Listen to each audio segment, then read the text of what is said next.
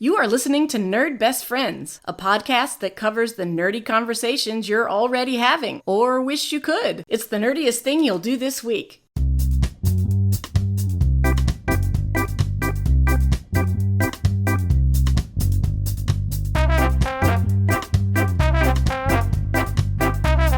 This is Analese. And this is Rob. And we are your nerd best friends. Each season we focus on a superhero, and this time it's Captain Mar-Vel. Let's go.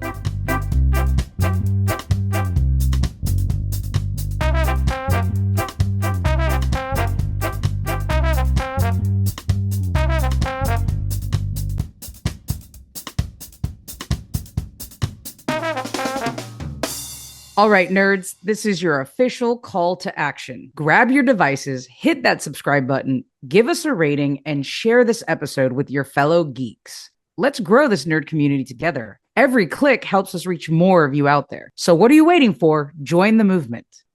Back for another episode, Rob. How you doing? I'm doing well. It's been an interesting time. I am not the person nerding out in my family this week. That action goes to my wife and son. It's Andrew's birthday coming up this week. So he got a birthday vacation to go to New York City and see New York City. 2 musicals a day, every day for like 5 days. Huge. You know, he's a sing and dance man. He's a song and dance man. He loves being on stage. He's in his theater group at school and a private one outside, just loves being on stage and studying musicals and doing all this thing. So he's just been absolutely thrilled. I've been getting pictures all week of their amazing magical trip. It is quite an accomplishment to be out nerded. Absolutely. And get this, one of the plays that they saw is called 20-Sided Tavern. And I don't know if you've seen this one, but it is the Dungeons and Dragons licensed performance. It's amazing. Their itinerary is amazing. And seeing 2 shows in a day is no small feat. That's pretty hardcore. Yeah, they've been doing it back to back to back. And of course, you know, they're traveling across the country. And so, you know, what are you going to pack? Oh, they had to pack a different like themed outfit for every uniform, of course. He brought his like Ren Fair armor and like cloak and stuff to go to this Dungeons and Dragons one. I don't know how it all worked out. But... They made it through TSA, apparently.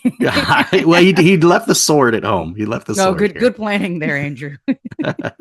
But yeah, we'll have all kinds of stories that he'll be bringing home, and I'm super happy for them. A very nerdy good time for the family. Well, how about you? What's going on? Andrew? It's Wild Week here in Ukiah, the city, the community, and the high school. The biggest homecoming events that I've ever seen at a high school. And I've been in a few different states now, and I've been at a handful of different districts and cities and schools. And wow, it is a week long. It is a month long because they start preparing, and each class has a warehouse that they go and do things, and it's this huge week-long thing. So that was cool, and I'm exhausted, and I also feel like I got out nerded by all the kids who really nerd out for this Spirit Bell competition.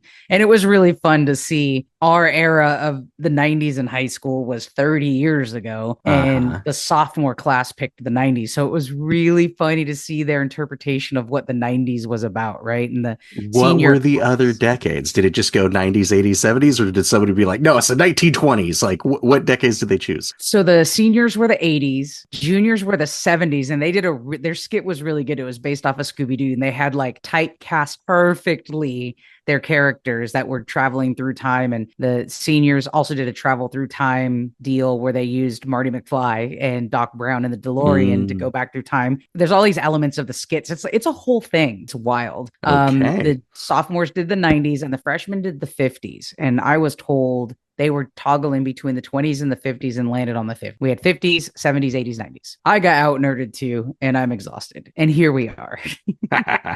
Today we're talking about Captain Mar-Vel, but first, let's get to some nerd mail.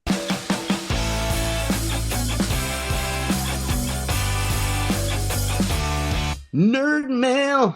Nerd mail from listeners who were, it said in the message that they were driving back on a long road trip, catching up with their nerd best friends, particularly on the favorite pop culture cars episode that we did. Right. Yes. And the feedback was, how do you not have Transformers on your list of pop culture cars? We got never occurred to me. Yeah, I don't know, because they're robots. Transformers aren't cars. I mean, I guess, but none of the other cars we mentioned are robots. So I don't know if that classifies as a separate distinction. But I will say, Rob, that pop culture car episode has garnered more nerd mail than any other episode that we've done. So kudos to us and kudos to our listeners for Interesting. getting teed All off right. and telling us all the ones we missed. Yeah, I just Transformers.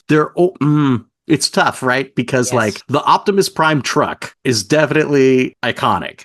I mean, you see it and you know it's Optimus Prime and you know that it's going to transform back into a robot at some point. Like, you're right. It is iconic.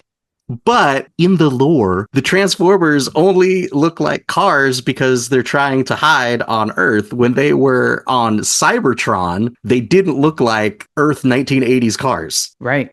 It's a tough one. It's a tough one, right? Because it's like our Transformers vehicles. It's you know what? This is for the people who are like with Batman. They're like, no, Bruce Wayne is the mask. You know what I mean? Oh gosh. It's like, okay. Then you start getting into these philosophical discussions about yeah. right. The distinction for me is that nobody drives the Transformers. Someone doesn't get in the vehicle, right? At least in that I know of, because I haven't watched all of the more recent movies. I say more recent in the last 20 years, but no one gets in the vehicle and drives them. So are they cars? Are they robots? Do they count? I don't know, man. I just don't know. I mean, if we're doing our episode on favorite giant robots, then I'm talking about Transformers. We're talking about Voltron. We're talking about, of course, it would just be another excuse for me to talk about Iron Giant again. Like, we can do a favorite giant robot episode. And the Transformers would for sure be in there. You know what, Rob? It's our podcast. We can distinguish this however we would like to. So if we goofed on it and didn't include Transformers, then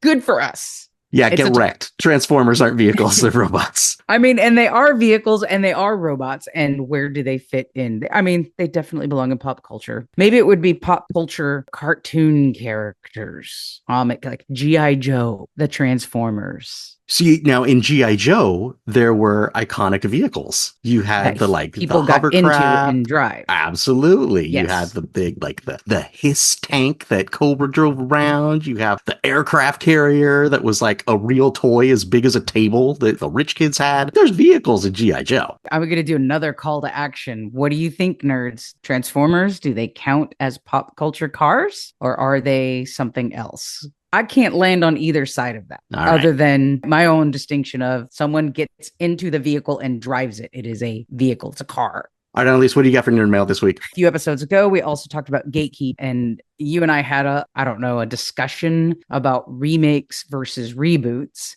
Mm-hmm. And how I'm not a big fan of the remakes. The reboots are a little bit better, in my opinion. The remakes, to me, I was trying to call out Hollywood in doing safe things instead of creating new stories. A listener also pointed out that there's been some past episodes where I've talked about how excited I am that they're remaking Christine and how excited I am that the new Salem's Lot is coming out on HBO Max. And they're absolutely right. So you only don't like it if it's not for you. No, because I probably won't like the films, but it makes me excited to think. I'll be more specific. As a Stephen King fan, one of the biggest issues is the adaptations of his works to films. And the ones that are really good, Shawshank Redemption, Stand By Me. In some places, they are verbatim from front to end, really great adaptations. And then you get ones like It, which I know I talked about last time. The nerdiest thing I did that week in our bonus episode was about watching It and being really disappointed that it wasn't scary like I had built up in my head. Like the book is scary, right? And so the adaptations to me are exciting because it's an opportunity to get it right. And in this case with Christine was made in the 80s. I think it came out in 1990, but the film was made in the 80s when we didn't have CGI. And so you're talking about this car that can like mass murder people and run them over and then regenerate itself by being driven. Actually, when it's really, really bad in the book, and this is a spoiler if you've not read it, in the book, the kid who owns Christine, they'll have some scenes of him pushing this carcass of a car, and as he's pushing it in circles, it's regenerating itself. That's awesome. CGI is going to make that look really great. And also the original Christine movie is not that good.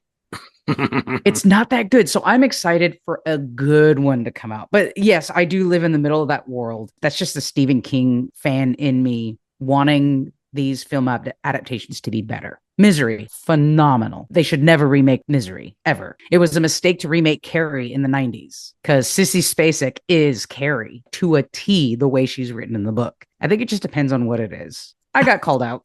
I know, and I'm okay struggling with it too. Are you kidding me? There is a Transformers movie in theaters right now, and the voice of Optimus Prime is Chris Hemsworth. Yeah, I want to die. That sucks.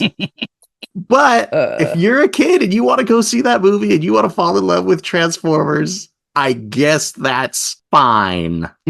And also technology, right? I wonder how cool those Transformers look with the modern technology we have, or it might look super bad. I mean, this is the struggle, right? The struggle of us getting older and technology making things more possible or more fake looking. I don't know which way it goes. Peter Cullen is still alive. Touché. He could do it. Yeah. It sucks. And Hollywood wants the name like Chris Hemsworth. So exactly. It's stunt casting. But really, it's so hard because really the stunt casting should be, hey, we got Peter Cullen back for one more Optimus Prime movie. Gosh dang it. Which would make sense for people like us that know who that is, right? But that's not the audience. So I guess it's just fine. That's us not gatekeeping. Congratulations, nerds. We made it. If you like this movie and you're excited to see it with your kids and fall in love with Transformers, by all means, that's fine. And then go watch the originals and realize the difference. And then realize that Peter Cullen was born to be Optimus Prime. When in some cases, those remakes also help. I'm going to use Willy Wonka and the Chocolate Factory. We have the iconic original from the 70s. Yep. The perfect one. I love it. But Charlie is so whiny and annoying in that film. When they remade it with Johnny Depp, everything else was horrible. But the kid that played Charlie in that, like, if we could plug that kid into the original, perfect movie. Maybe there's some good things to hold on to with Chris Hemsworth as Optimus Prime. And then maybe there's not. Well, I'll let you know if I ever someday find out.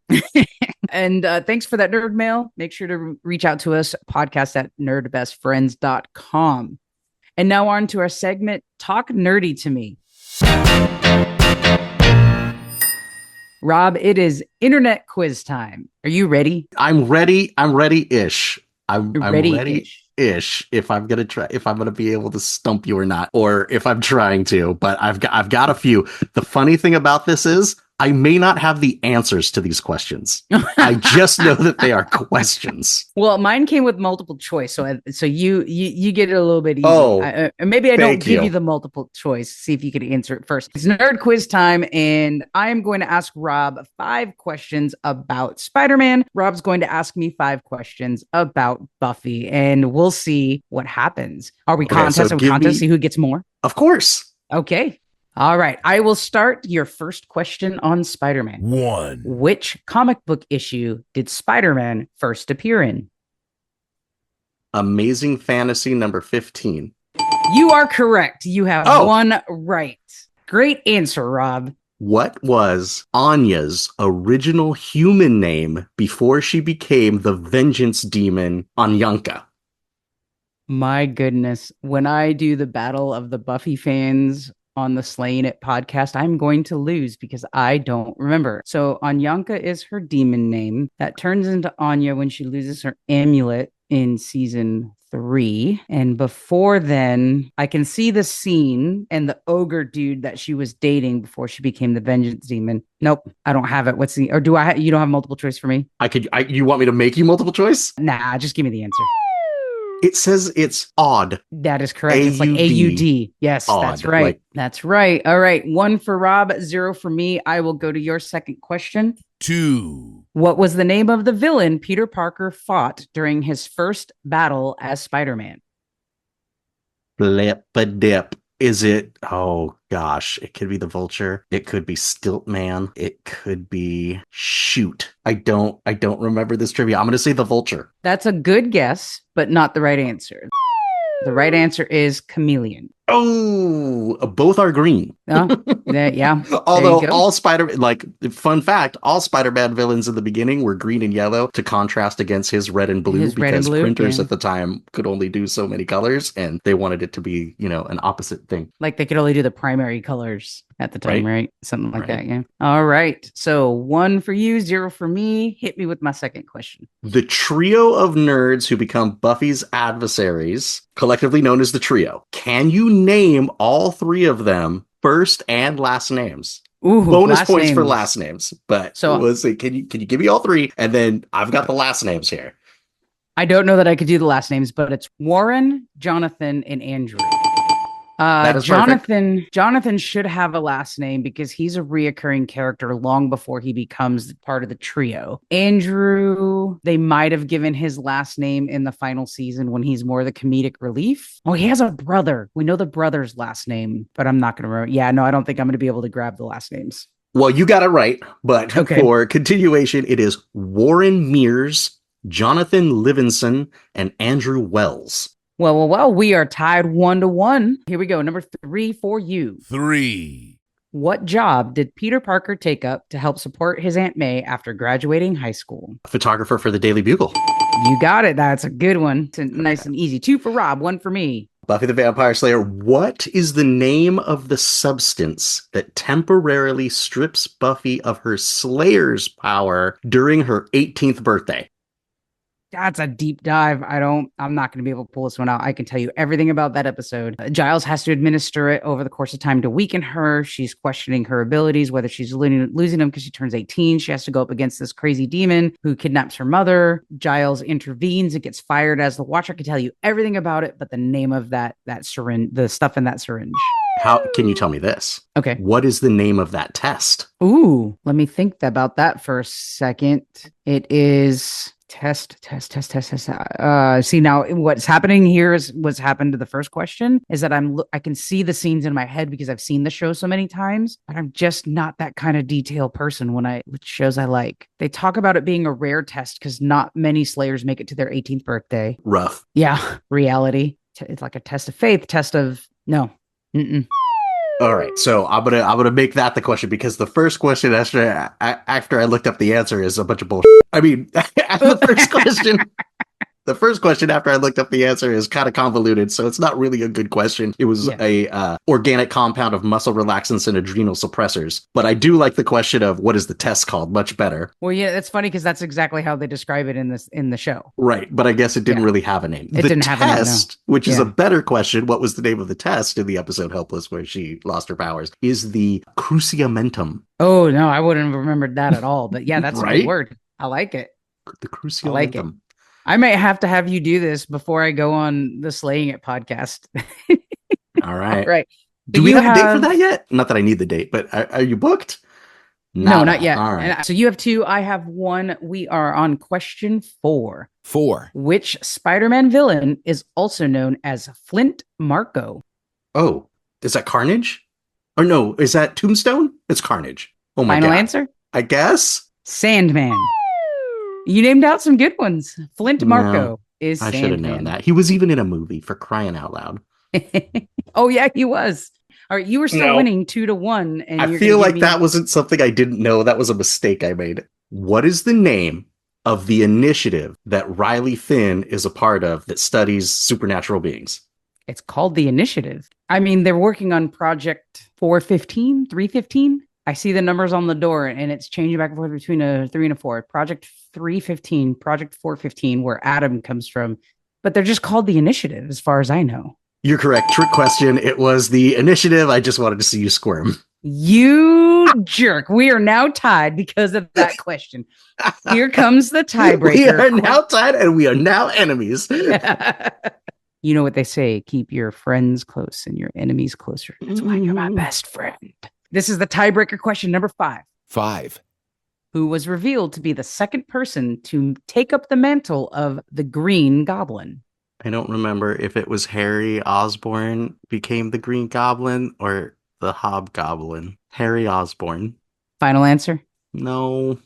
I mean, there was some dumb, convoluted storyline where, a clone of Gwen Stacy was the Green Goblin. Yeah, I don't think this story goes that deep. All right, I don't think this Harry question does Osborn. it. I don't know.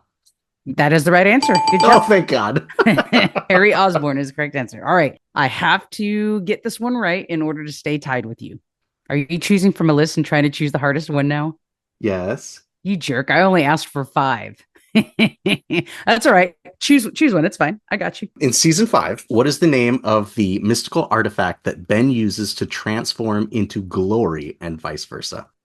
There's an artifact for that? Glory takes over Ben's being. I don't recall it being due to an artifact because in order to kill Glory, they killed Ben when he's not turned into the god. If there's an art, I mean, there's an. Ooh, I wonder if this question's convoluted with the orb she uses to weaken Glory. And it's not the orb of Thessala because that's the other one with Angel. This one is, it's not Taraka. The Order of Taraka is something else. I remember she has that globe and it Yep. weakens Glory and the globe of something, and I'm not going to remember the name. I believe it is an H.P. Lovecraft reference, the Dagon Sphere. You are correct. The Dagon Sphere. Dang it. And you know what? I should have known that because at Hellmouth Con, there was an arts and crafts session with the actress that played Glory that you could make a Dagon Sphere. And yeah, no, it totally. That's amazing. Yeah, they did. It was a dual one. It was with the actress that played Glory doing the Dagon Sphere, or you could do with the actress that played Jenny Calendar and the Orb of Thessala. So you could make one of these two orbs. I could see how that would be confusing. Wow. Okay. Well, you win. Talk nerdy to me trivia. Wait, I won? Oh, because you didn't get that one right. Okay, Correct. perfect. 3 to 2. 3. Congratulations, 3-2. best friend. 3 to 2. What do you Right. you just added one to yours? Okay, thanks. Hey, nerds, send in your deep thoughts, nerd questions, or talk nerdy to me subjects that you'd like to cover by sliding into our DMs or send those topics to podcast@nerdbestfriends.com. And now on to Captain Marvel. All right, this episode, we are talking about Captain Marvel. You can't talk about Captain Marvel without Ms. Marvel, and you can't talk about Ms. Marvel without talking about all the Marvels from the new movie. Talk about convoluted. I'm not an expert, but we're going to do our best to get through this. And I am even less of an expert, but we're still going to rock out with our first. Yes, because there are some great comic books to read and some great movies and shows to watch to get a hold of this character. Part of that convolution, let's talk about the evolution of Captain Marvel. So when I was a kid, I swear Captain Marvel was Monica Rambeau. I remember Captain Marvel was a black woman in a white and black suit with scoopy wing capes and doing all that kind of stuff. I think that was just this like small era in around 1985 to 1988 when that was the case because of Marvel was wild back then. But I was young and just learning about comics. So kind of fun story. I would go to the comic book store and well, that's not true. My first comics were from like a giant box that our friends got me from Costco, which was just like these random 24 Marvel comics or something that were just out of left field. And I'm like reading them like, oh, what about this character? Who's this character? Blah, blah, blah, blah, blah. So when I went to the comic book store, I didn't really know where to start as far as picking up issues. So in my brain, I was like, well, I want to know about these characters. So I'll get the Marvel Encyclopedia handbooks. Collect all 24 of these giant paperback handbooks that were just like, they were in alphabetical order, A through Z, and it just 2 pages on the character with like a big like art and then like a stat block almost like for an RPG of like their powers, their origin, their this and that, and then a few paragraphs about who they were. And so there was one way that I learned about comics and Marvel comics. It was a long time ago. I no longer have an encyclopedic knowledge of these characters, but I remember Captain Marvel in those books was the Monica Rambeau Captain Marvel. Other frame of reference I have, which I would love for you guys to do this, which is just Google Marvel superheroes fantasy jigsaw puzzle. You will find this puzzle that I had. Here, let me share my screen with you because it's amazing. Listeners, I am looking at the Marvel Superheroes Fantasy Jigsaw Puzzle 300 extra large pieces fully interlocking, a Marvel Comics family portrait featuring over 130 characters. There is a lot on this page. It is a lot. Puzzle. It's basically this like mustard yellow background and like every Marvel comic book character that they could, or every hero that they could squish in here is there. And I had this puzzle and it was big. Like pieces were like you know, Yeah. 2 inches by 2 inches. It would take Yeah. up the floor in my room. And I probably built this puzzle 3 or 4, 6 times over the years or whatever. But what I love about it is on the back of the box, it has a key where it tells you who all of the characters, all 133 characters are. So listeners, what this looks like on the back of the box is the picture of the puzzle, but it's just all outlines, and they have numbers in each of the shapes and then a list of the corresponding numbers. So I'm imagining what you're telling me is this one right in the center with the cape. It's very clearly a black woman with white, almost, it looks like a cape almost, but I'm also looking on a tiny screen. So is that who they're listing is Captain Marvel?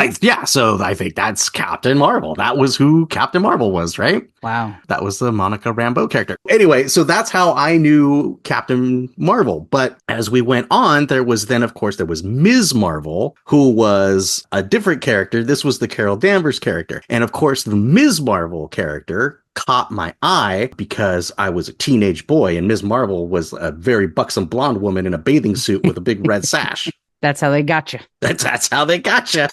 Ms. Marvel, and she had a lightning bolt across her bathing suit there. And that lightning bolt is why when you look at the Ms. Marvel Kamala Khan graphic novel or like the title, and it's like Ms. Marvel and that S looks like a lightning bolt, that's because in the original Ms. Marvel, Carol Danvers had a big lightning bolt going across her bathing suit. So is Kamala Khan then just a newest version of Miss Marvel, an adapted version, or is it an extension of Miss Marvel? Oh, I see what you're saying. It is an extension of and a homage to. So Ms. Marvel, Kamala Khan, and Captain Marvel, Carol Danvers, who used to be Ms. Marvel, exist in the same universe, and that's like the whole thing. So long ago, there was an alien species, and there was this superhero dude, alien, who was on our planet, and his name was Captain Mar-Vel, because it was super creative to take the title of your company, but put a dash in the middle of it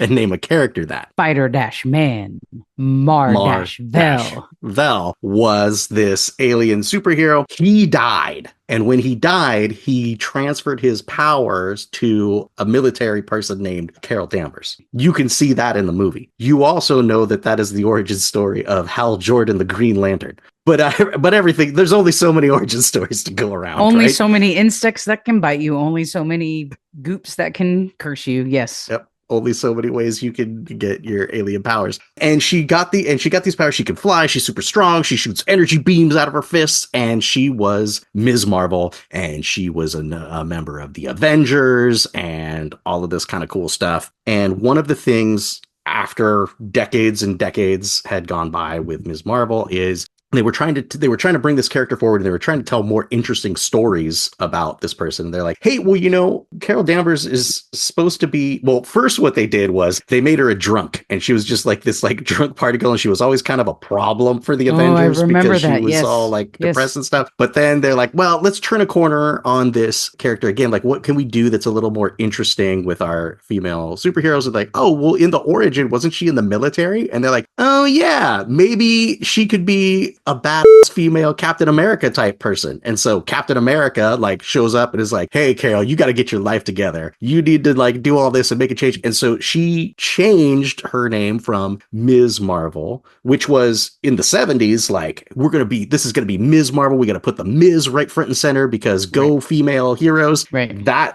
tide kind of turned, and it was like, well, how come she has to be Ms. Marvel? Right. And so she then, as part of like a rebirth of that character, decided like Captain America was like, you're a captain, damn it. You should, wear your rank with pride and like all this stuff. So she became Captain Marvel. So you found yourself in detention. Yes, like that.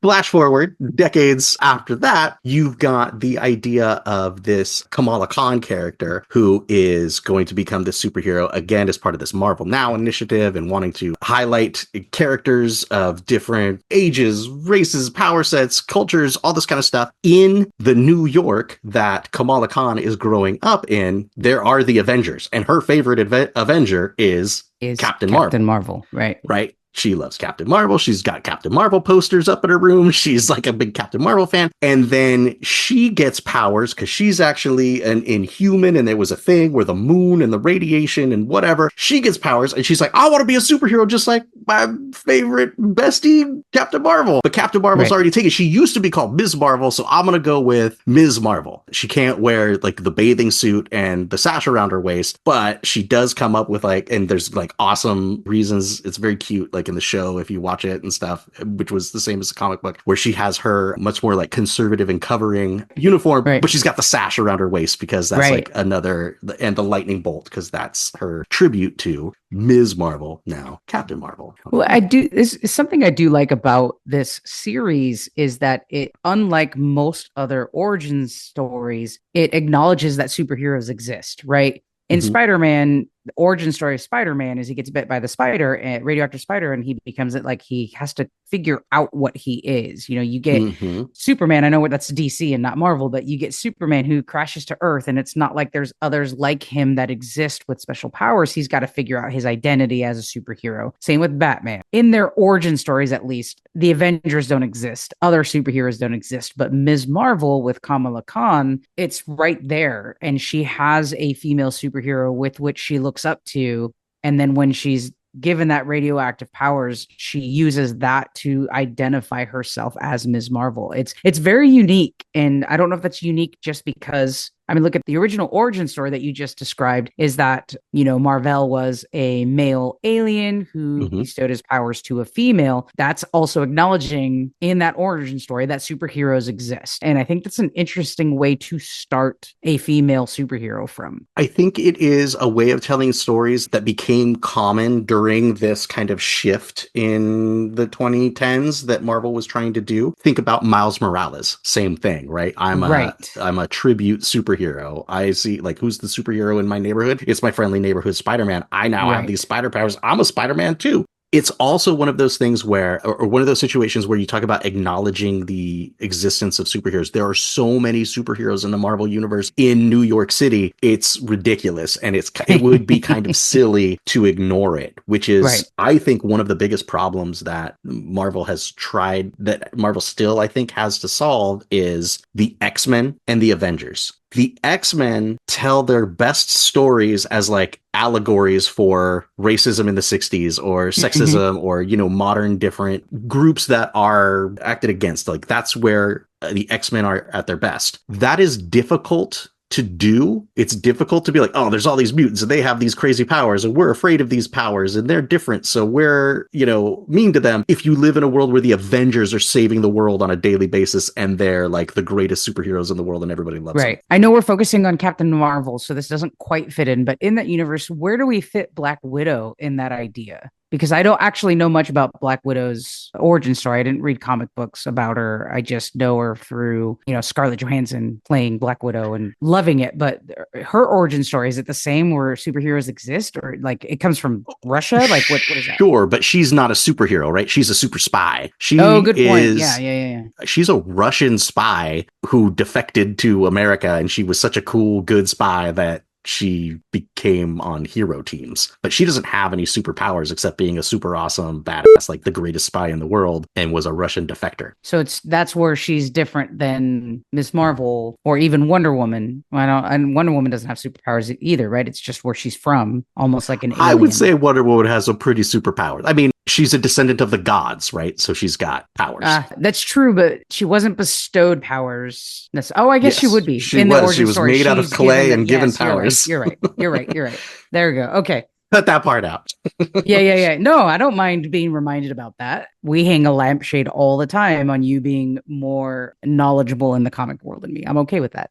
And then you get the Monica Rambeau Captain Marvel, which I think goes by Spectrum in the modern comic books now. Oh, but not the show, right? That name is not dropped in the show, is it? I don't think so. I think in the Marvel Cinematic Universe, I think she's just Captain Marvel, which I like better. But in the comic books, it was like, well, we can't have two Captain Marvels, so she's got to have another name, and her name was Spectrum. Yeah, that doesn't make any sense. There's literally a comic book frame where she says, "My name is Monica Rambeau. Spectrum, if you're nasty." Wow, that must have been from the early 90s, late 80s. You know that reference, right? I mean, that's a Beyonce. No, Jenny, that's a J-Lo. Janet Jackson. Janet Jackson? Janet Jackson. So what's funny about that is from the Control album. So Janet Jackson is this kid star who's the youngest of the Jackson family. And so her first album is all poppy and safe. And then she hits being a young adult and comes out with an album called Control, which is like, I'm taking control of my life. I'm not this little girl anymore. And the song Nasty is on there. Nasty Boys is actually what it's called. My name ain't Janet. It's Miss Jackson. Miss Jackson. If you're nasty. If you're nasty. Oh my gosh. Okay, so Rob is holding up the actual strip and he's going to have to screenshot that and we'll share it as part of this episode. That's amazing. That's a great reference. That's a great reference.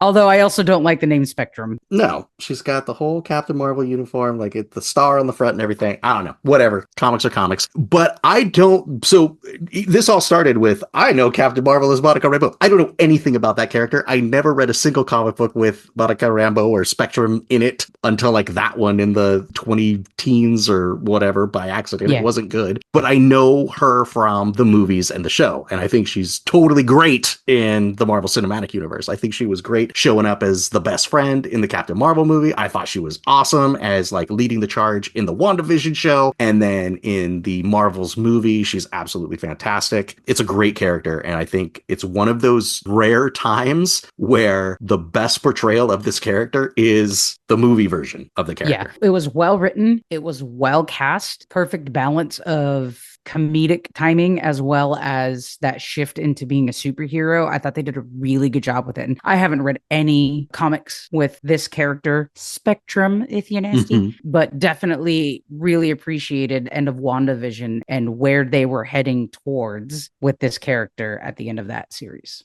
Also interesting, as on the topic of the Marvel Cinematic Universe, is I think it turned out great. I think it's turned out really well. I think The Marvels is a really cute movie, and I think the Ms. Marvel show was excellent. This came at a time when the Marvel movie machine was just cranking on all 8 cylinders, just absolutely humming. Everything they did was platinum. They're just telling stories left and right. And then in the middle, between the giant finale of their biggest phase for Avengers Endgame, they're like, oh, hey, we're going to drop this little Easter egg that there's something else out there. And then they did this movie, which is like this flashback to the 90s Nick Fury, Agent Coulson detective show with Brie Larson as this superpowered person just right in the middle. It's a weird choice. Unfortunately, I don't think the movie was very popular. And I think it's because now we're in this absorption period, this period of just so much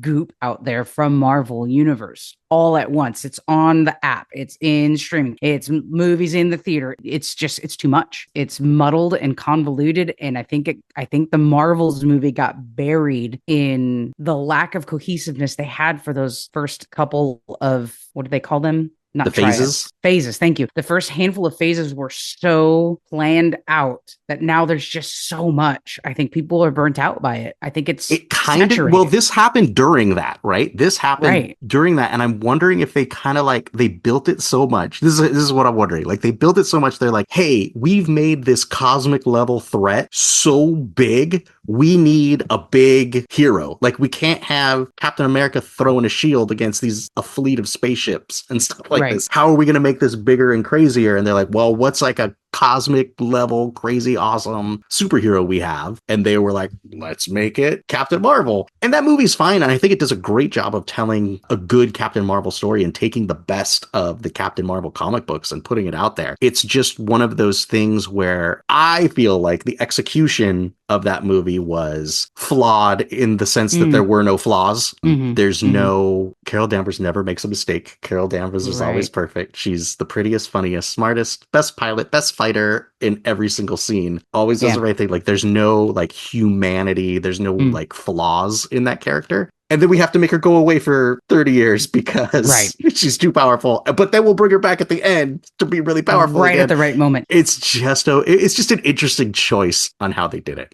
When I think of Ms. Marvel coming out on the Disney Plus app, think of all the things that came out at the same time. You had Loki, Moon Knight, She-Hulk. No, that was all way after.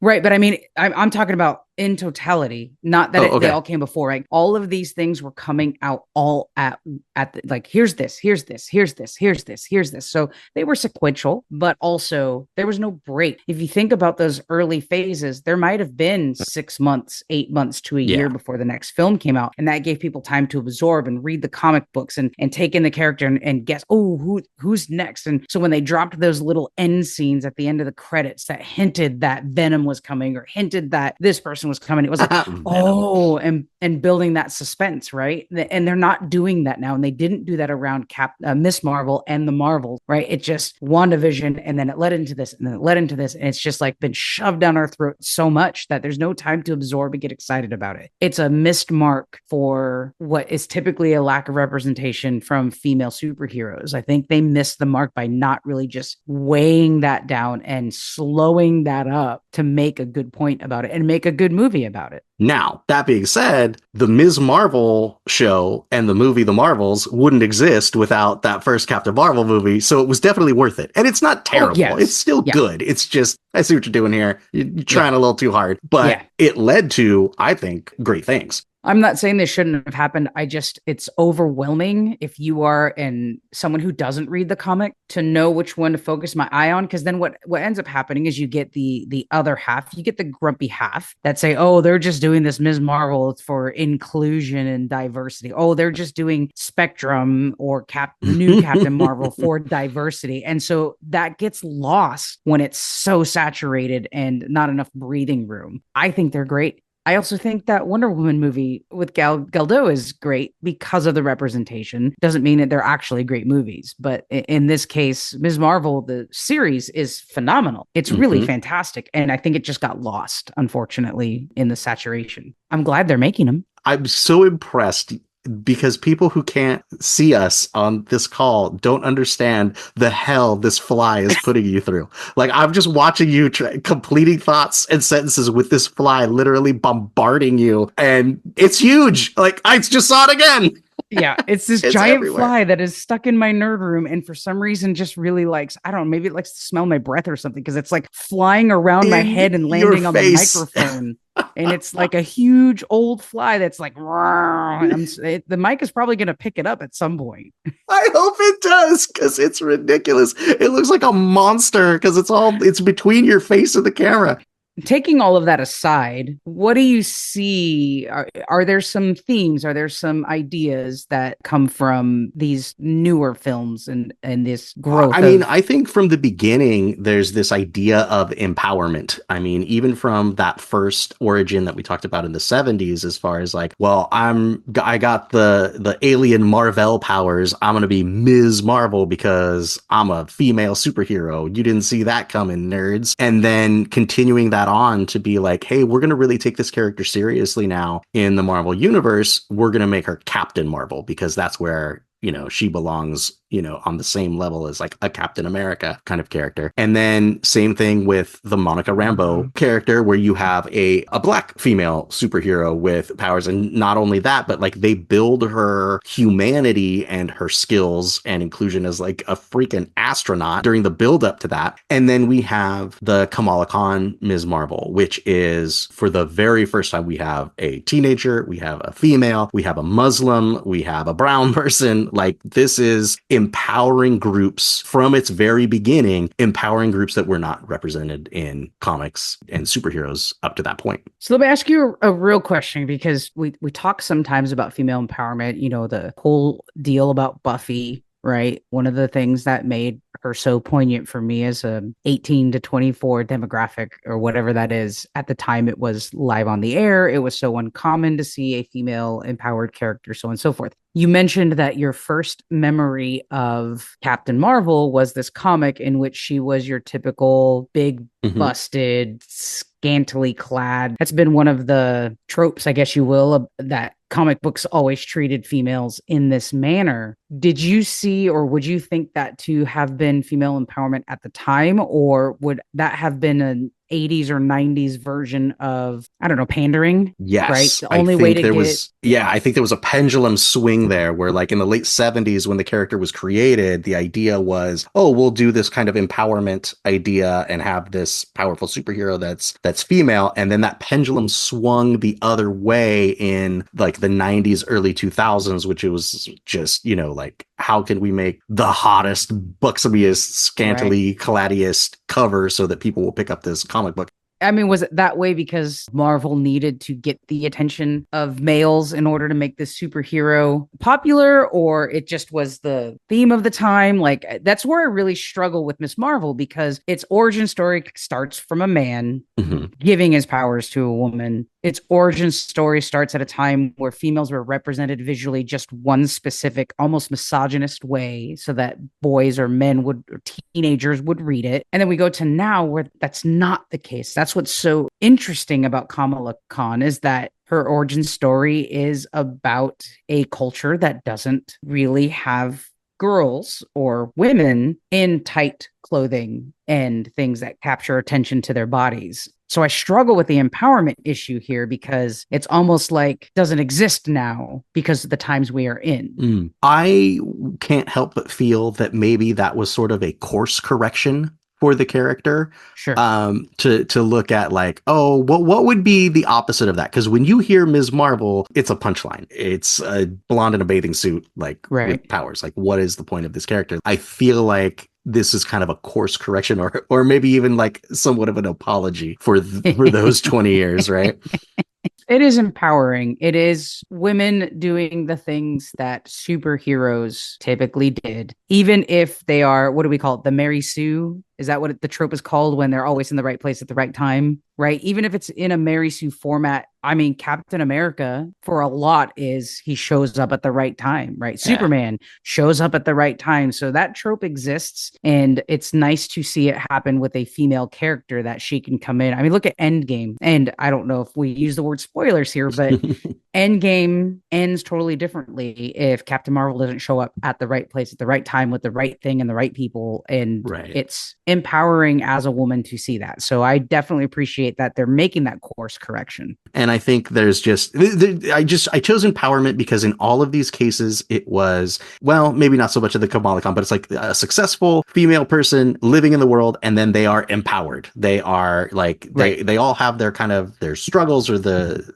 real life situations that they're going through. And then they're empowered literally with superheroes, but also, in the figuratively, in the meta, as far as who these characters are that have been chosen to elevate to their own comic book title. And I think they also, this is not Captain Marvel again, but it just popped into my head that I think they have actually tried a Mexican American or Latina character in Hawkeye. What's the name of the character, the female character that he takes under his wing in the Hawkeye series? What's Hawkeye. That? She's also Hawkeye? Yeah. Oh, I don't know how I missed that, but she unfortunately didn't take off. Did they eventually give that actress her own series after the Hawkeye series? I felt like that's where they were leading. Did she appear in another show? Yes. Which one? So actually that character is just the white chick. Character was super successful, is very awesome, and hopefully just more and more things like that. The Hawkeye transition from, geez, I was not prepared to talk about Hawkeye hold on. in this episode. Maybe it wasn't Hawkeye. Who's Are you talking about Echo, the indigenous people's villain that was in that show and then got her own title? Who is the character? Okay, so I think I might have the wrong show. Who is the character who is in one of the last, if not the last, Doctor Strange, where they go through all those America Chavez. That's who I'm thinking of, not Hawkeye.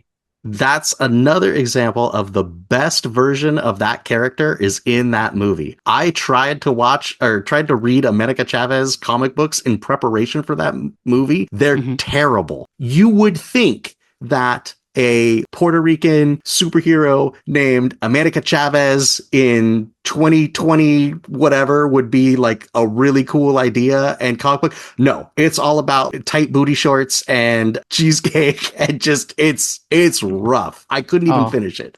You could That's give too it a bad. try and see if maybe I missed something or if I didn't give it enough of a chance. But those America Chavez comic books I thought they were unreadable. Well, and the cure in the movie is so good. I was waiting for her to get her own series, and I don't think that ever happened. And again, I think it's that saturation piece, right? It's like Marvel, too little, too late. You're now saturated with all this stuff. You don't know which direction you're going in, which directions your phases are going in. This fly, you guys, this fly. I can't even. I don't know how you're doing this. Like, just Look, imagine, we are Annalise is talking, and it sounds like a regular conversation, but she's karate chopping the air in front of her the whole time, and I can see the fly. It's just huge between her face and the camera. We We are educators at heart. You have multitasked with kids in your face. You've had kids like peeing their pants in front of you while you're trying to teach a class. Yeah, you know. Oh my God. Mr. Cooper. It's the karate chops. It's so funny. And I've actually made contact with this thing a few times, and it's still like, what's up? I see you, fly. Go away. Go away. I don't know. Maybe I stink or something. Like I was just dive bombing your face. It's amazing. It's crazy. I'm sorry. It's okay.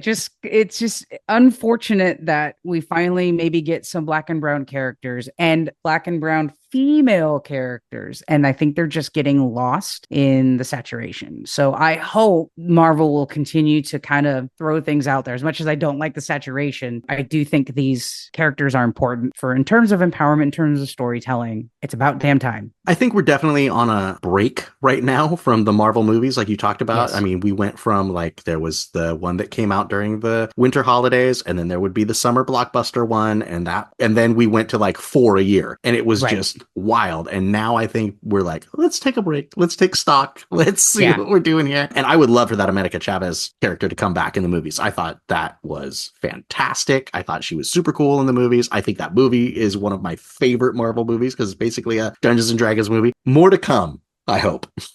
Well, in that vein, since you are our comics expert, can you recommend a few for our listeners to read that aren't bad, like the Chavez one that you couldn't finish, but coming back to Miss Marvel? Absolutely. I am going to recommend 2 Captain Marvel books by Kelly Sue DeConnick. First is the 2014 Higher, Further, Faster, More graphic novel. It is the kind of the relaunch or rebirth or turning point, the reboot, the boot launch of Captain Marvel as Captain Marvel, no longer Ms. Marvel. Right? It was, we got the no more bathing suit and sash and domino mask. Now it looks more like a uniform. It's got pants. It's got a Air Force star on it. It's, this is for real. And she really changes the timbre and tells a good story. It's a story where it's like, hey, this person is kind of like a goof or a drunk or a problematic member of the Avengers. Well, now she's Captain Marvel and she's going to space and she's going to have space adventures and she's a representative of Earth. And she's got the green light and the big thumbs up from not only Captain America, but the other Captain America, who they tried to like kind of make like a little, I think, or was it the other guy? Oh, shoot. I'm going to have to go back and read this comic. I can't remember. They tried to make a love interest of either the Iron Patriot guy or Falcon. Okay. I can't remember, which I'm sure makes me a racist, but they both give her the big thumbs up and she goes off to space and has awesome adventures. It's the one where she meets the cat. Like if you watch the movie and there was the Flurkin cat. Oh, yeah. It turned into a monster. Like that's all part of this story and stuff. I would say that the Captain Marvel that we have in the movie universe is most influenced from this Captain Marvel from the 2014 Higher, Further, Faster, More series. Have you read that one? No. Okay. We've got it sitting on our shelf. It's one that like I've read, Maria's read, Andrew's read because it was really cool. And I didn't read it at the time. It was one of those like, oh, they're making a Captain Marvel movie. What's up with Captain Marvel? And it was like, oh, this is a award-winning awesome comic book. So we got it. Shortly after that, probably as like later on in that same run, there was a storyline called In Pursuit of Flight. And I don't know if you remember from the movie, but Captain Marvel had a flight instructor that was also like a female like fighter pilot person in the movie. This is about that story where basically Captain Marvel goes back in time to like this alternate universe where she hooks up with her flight instructor when her flight instructor is very young and is leading a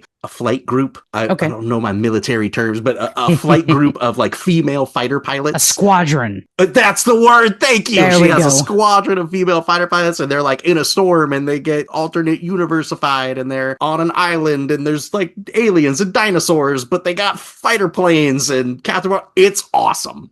It's so good. It's very tropey as far as like military. Hey, we're this military squadron, and we're stranded in this place and surrounded by the enemy. And there's like the archetypes of that you would see in a very like classic military story, but they're all cool chicks. I've not read that one either. That one, I would say those like go in sequence. Like you could just read the 2014 to 2015 or 16 run on Captain Marvel and get a lot of good stories in there. Another one that I really like because I think it took the character into a direction that has a lot of like stickiness to it is a book called it's Captain Marvel: The Rise of Alpha Flight. Alpha Flight was a superhero team from way back in the day. It was the Canadian superhero team, like the Canadian Avengers are called Alpha Flight. And they got a dude, and they got another dude, and they got a Sasquatch, and they got a guy named Puck. It was what it was. Like, I can't say that I've read a lot of Alpha Flight comic books in my day until they totally rebooted, relaunched, boot launched Alpha Flight into this like cosmic space cop force led by Captain Marvel. So Captain Marvel is now the leader of Alpha Flight, and Alpha Flight is no longer like, for whatever reason in the story, have to go to Canada after Wolverine. We meet Alpha Flight. Now Alpha Flight's like space cops, and they got like a big ship, and they go and fight aliens, and Captain Marvel's their leader, and it's great. These are really great. I've not read any of these on your list. I'm looking them up while you're talking to see. I'm going to go to Hoopla. Another run that I read with Captain Marvel, and I can't really tell you that it was super great or any real big stories, but it was called The Mighty Captain Marvel. And this was a more recent one from 2017. And that was just another creator taking another shot at it. I think more like back to earth stories, excellent art and very good as well. Like if you're loving everything so far and you want to go next, I would say The Mighty Captain Marvel from 2017 by Margaret Scholl. And then I had a couple other ones to mention. One is The Mighty Avengers from 2013 by Al Ewing. That is, to my knowledge, like the most recent story that involved the Monica Rambeau Captain Marvel, Spectrum if you're nasty, character. And that's the one you screenshotted? And that's the one I screenshotted and shared with you. I would love to know if now in the 2020s, if there's a good Monica Rambeau Captain Marvel series out there. I hope that we get some listener mail that's like, oh, Rob, you're missing the mark on this Monica Rambeau character. The 2022 blah, blah, blah, blah, blah, blah. It's fantastic. I would love to know, and I'd love to read it. And then, of course, that takes us to Ms. Marvel 2014, Willow Wilson. This is the Kamala Khan Ms. Marvel graphic novel, which you can find in every high school library, every junior high classroom, everything, everywhere. It was a huge launch, just a real big deal. There had never been a superhero like this. The storytelling is fantastic. The art is great. If you watch the show, you'll see how they make such deliberate art choices as far as when she's texting, when she has big ideas and like little cartoon bubbles pop up and things like that. When you see those still shots of establishing shots of the city with her sitting on top of the lamppost and those things, that's all from this book. Just wonderful adaptation of this wonderful book goes into that show. Now, finally, one that I have read, which, yes, the artwork in this and the zoomed out shots as it's building, and then how that actually changes once she becomes Miss Marvel. There's like a deliberate change in the comic. Awesome. Yeah, it's really great. Highly recommend that one. I second that. So that's my list of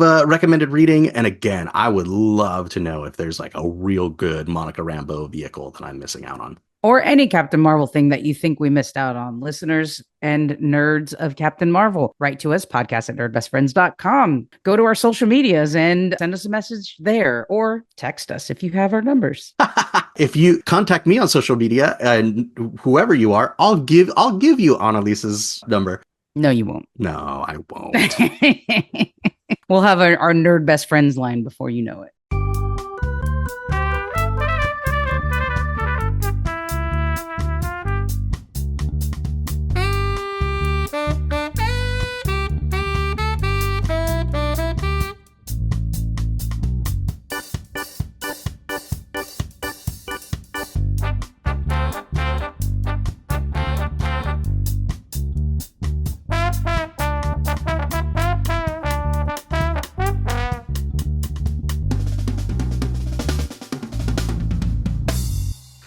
What's the nerdiest thing you did this week, Annalise? The nerdiest thing I did this week was actually something over the span of many weeks. I've talked a lot this season about my 24 for 2024 and listening to Stephen King audiobooks that I read as a teenager, like 30 years ago, and blah, blah, blah, blah, blah. And I long surpassed that goal a while ago. And I have continued to listen to Stephen King audiobooks. I remember reading it very young, maybe 13, maybe 14. I remember being scared of it. And I know I talked about this last time. I know last time I talked about it, watching the movies. But what I've done now is finish the audiobook. 45 hours. Oh my gosh. Of an audiobook of the original text. And there's so much in it that I forgot about. It took me so long to finish, but I finished it yesterday. So to me, I'm going to celebrate that I finished, quote unquote, rereading it, but 45 hours of an audiobook. When I drove south to our friend Adam's wedding, that was like 8 hours each. 16 of those hours was listening to it. Oh my gosh. Yeah, 45 hours. That was a thing. And that feels like a big accomplishment. So the nerdiest thing I did this week was finish the last bit of 45 hours of the audiobook It, which was really well done. I'm just going to check that The Two Towers, Lord of the Rings, which is like the longest movie, that book is only 16 and a half hours. And that's like the longest book in the trilogy of the Lord of the Rings. That's 45 hours. 45 hours. It is, I don't know, 1,000 and some odd pages. Let me see. Still just costs 1 credit, though. Just 1 credit. That's what was one thing that I was like, oh, hey. You're getting a deal, as far as I'm concerned. Right. 1,168 pages long. The Kindle edition is 1,181. And so it was 45 hours. And it's no joke. It's like down to the seconds. It was like 44 hours, 59 minutes, and some odd seconds to get to this was an audible presentation.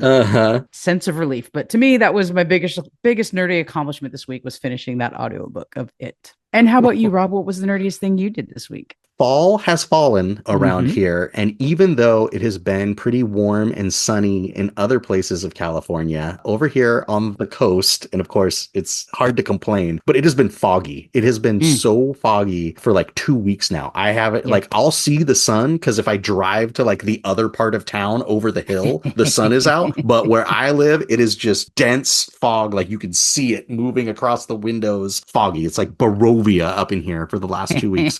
And so luckily I always try to do this. I always try to help myself out with my miniature painting and try to get ahead when it comes to priming. And sure enough, yesterday the sun was out all day. So I was just scrambling. I literally spent 14 hours yesterday from the time the sun came up till like sundown building models and taking them outside and spraying them. So yesterday I sprayed 39 miniatures. I was able to get. Holy cow. I'm ready to go. If today the sun maybe is out. It's pretty cloudy, but who knows when the next time I'll see the sun is. Might not be till April. So I've got minis to paint in the meantime. But yeah, I had to make my list and prioritize. And it was literally like the glue was still sticking my fingers together. And I was out there spraying like crazy because every time I can't, I get worried. Oh my God, what am I doing? I don't have miniatures to paint. I mean, you throw out these big numbers a lot, and I can't, like, first you had 39 miniatures, and it was not even all you had. That was just. Oh, I got a lot more than that, baby. That's amazing. You know what's funny? I primed 39 miniatures, but of course, in doing that, I had to go get some more spray primer. And so while I was at the store, of course, I had to buy more miniatures. So what did you? Oh my God, it's a whole box. Now there's 33. 33 in that one box. Oh so, my goodness. In reality, I'm only 6 miniatures closer to being done with this. And when you say primed, was it just, I'm just shaking my head and moving on from that because no, you really only primed 6 in terms of your collection. Did you do the full, like, did you do zenithal on some of them when you say primed, or you just mean black some primed? Yes, because some were at that like black undercoat stage, just waiting in the cupboard forever. Like I had a bunch of miniatures for this thing that Andrew's putting together that were like, well, maybe I'll slap drop them. I was just going to spray them, and that came out. So I sprayed those first. So those got some spray on it. And then I usually don't do 2 sprays the same day. I like to give it a good 24 hours to let it evaporate like all the way and be as thin as it's going to be before I put more paint on it. So we'll see. Maybe I'll get a sliver of sun this afternoon and be able to put some more paint on them. We'll see. Right on. I'm really excited about our next episode on Analese. It is time for the Nerd Best Friends comic book readers book club Listeners, Rob has been talking about this since the inception of Nerd Best Friends. So this is a big one that we're I finally would getting say it the done. primordial ooze of Nerd Best Friend podcast was book clubs. It was summer comic book clubs that I was trying to put together with our friends. We did like a Spider-Man book club, a Wonder Woman book club, etc. And I think it just kind of has evolved into this. So we're finally doing book club, not just like we did today, which is like, oh, here's a cool superhero and here's some books that you could read if you want more information or want to have a good time. This is before next episode. Everybody go read Wonder Woman Historia, the Amazons by Kelly Sue DeConnick. Kelly Sue DeConnick, same author that did these Captain Marvel stories that I was talking about earlier. 2024 season 4 is all about Kelly DeConnick here on the Nerd Best Friends podcast. Just an absolutely phenomenal book, award winner. It is something. It is way more Greek mythology than it is Wonder Woman superhero stuff. You've never seen an origin like this. You've never seen art like this. You've never seen these characters told in a story like this. It's easily one of my top 5 comic books ever, and it just came out like within the last maybe 2 years or so. Wonder Woman Historia: the Amazons. Go get it from your library. Go get it from your comic book shop. Go download it on your whatever. Read this book because we're going to go like into it deep next episode.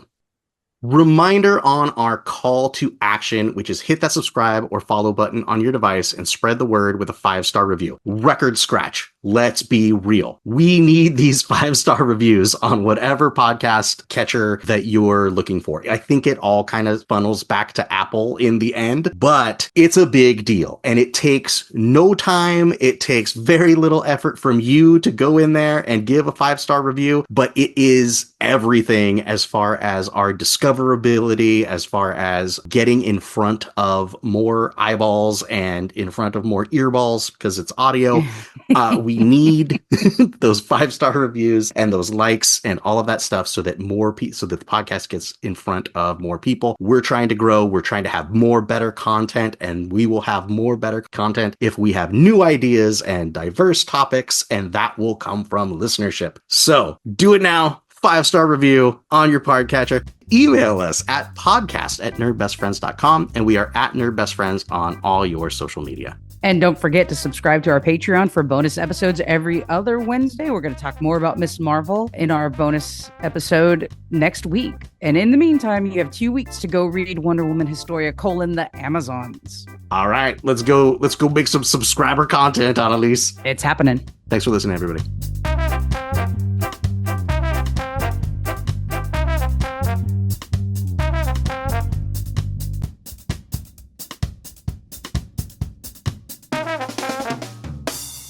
So, okay. Rob, you want to go first? All right, Annalise. I want a do-over. Don't know how to share a screen because the button isn't there. What do you do to share a screen on Zoom when the thing is all small in the corner? There it is. Oops, I stopped sharing the screen. We're gonna get another song because we don't know how to stop sharing the screen. There we go. You did it. Congratulations.